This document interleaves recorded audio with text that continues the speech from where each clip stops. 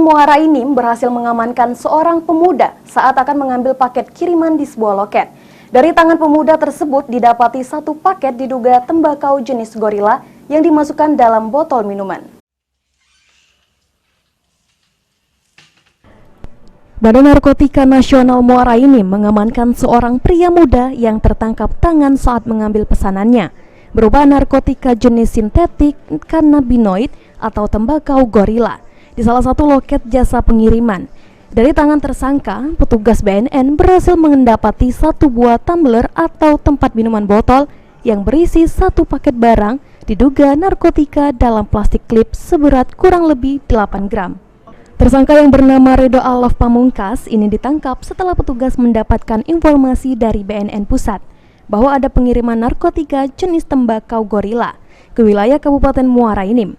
Setelah melakukan tindak lanjut informasi tersebut, dengan melakukan pengintaian, akhirnya petugas berhasil mendapati tersangka yang datang ke loket jasa pengiriman untuk mengambil pesanannya yang dibeli secara online.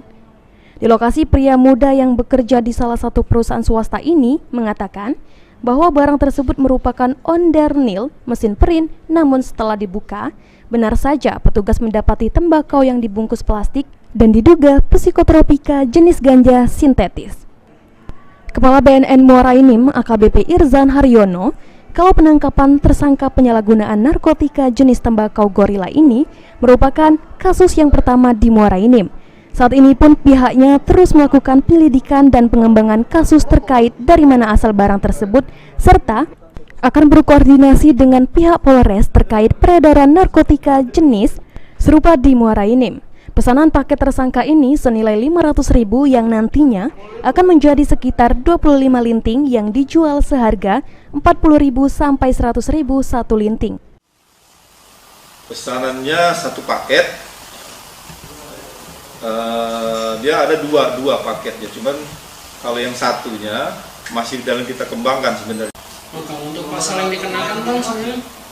Pasal yang kita kenakan untuk sementara ini ya,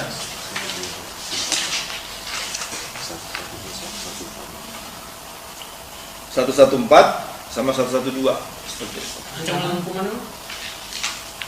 Ancamannya kurang lebih 5 tahun sampai 10 tahun.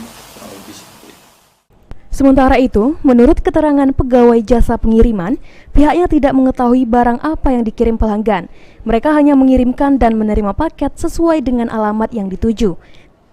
Sedangkan mengenai isi, pihaknya tidak mengetahui karena tidak punya wewenang untuk memeriksa isi paket. Jasa pengiriman sendiri bagaimana?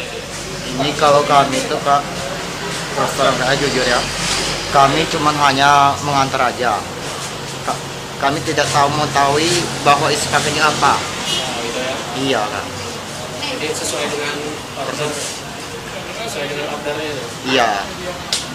Terkait ini, jadi hanya mengirimkan apa yang sesuai dengan order itu? Iya. Terkait isi?